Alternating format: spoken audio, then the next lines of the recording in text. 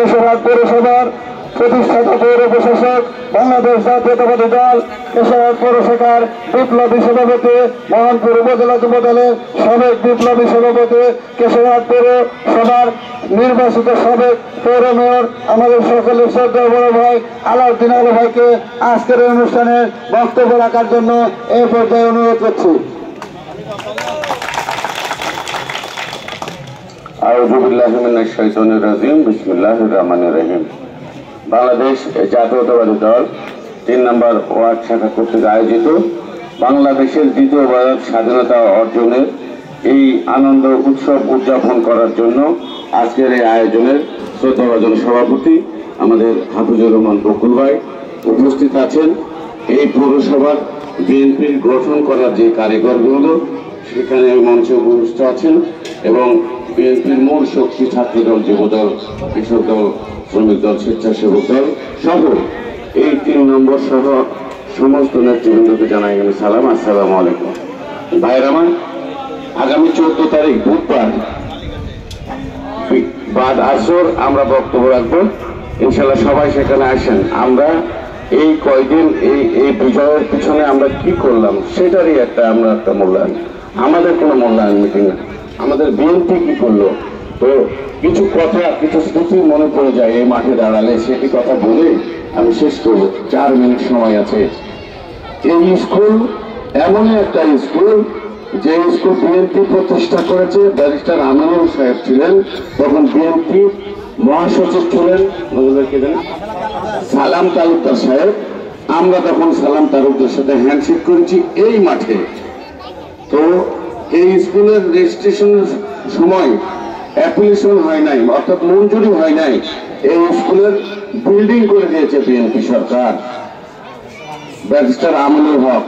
মঞ্জুরি হয় নাই, শুধু জমি আছে, অথচ বিল্ডিং স্যাংশন করে দিয়েছে সেই বিল্ডিং। তাই আমার আজকে মনে পড়ে যাচ্ছে বিএনপির সেই এই কেশরহাট বালিকা বিদ্যালয় সহ কেশরহাটের বিএনপির মাধ্যমে যে উন্নয়ন কেশরহাট পৌরসভা এই বিএনপি করে দিয়েছে। অথচ এই হায়ানা সরকার বিগত শেখ হাসিনা এই বাংলাদেশ সহ আমাদের কেশরহাটে সবার মুখ বন্ধ করে দিয়েছিলেন।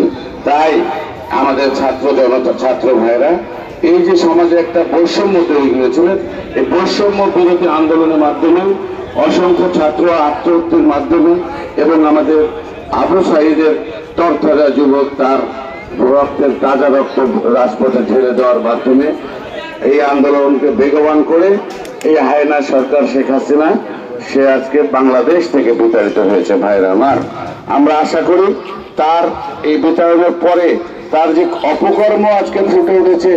আয়না ঘর নামে আমরা জীবনে শুনিনি যে মানুষকে এরকম টর্চার সেল রাখা হয়।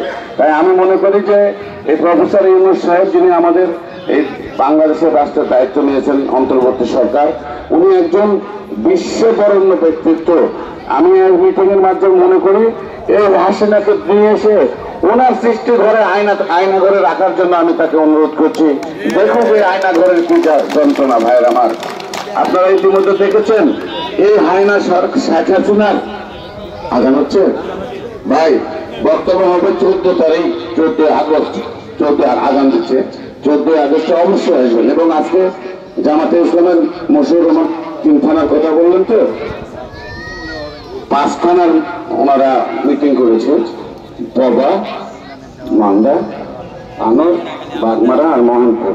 তো আমি ছোট ছোট করে একটু কথা বলবো। এই 5 থানার মিটিং এ ওরা 5 জন বক্তব্য দিয়েছে, কেশরহাটের কেউই না। তাই আমাদের কালচার করতে হবে, তাদেরও একটা ভালো শিক্ষা নিতে হবে।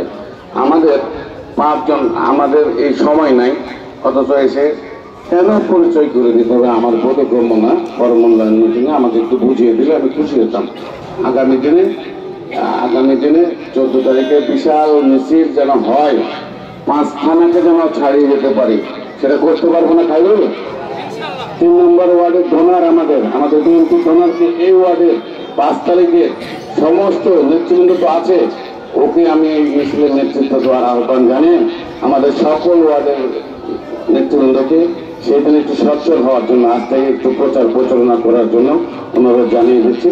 জানিয়ে আমি আমার বক্তব্য শেষ করছি। সবাইকে ধন্যবাদ। আসসালামু আলাইকুম।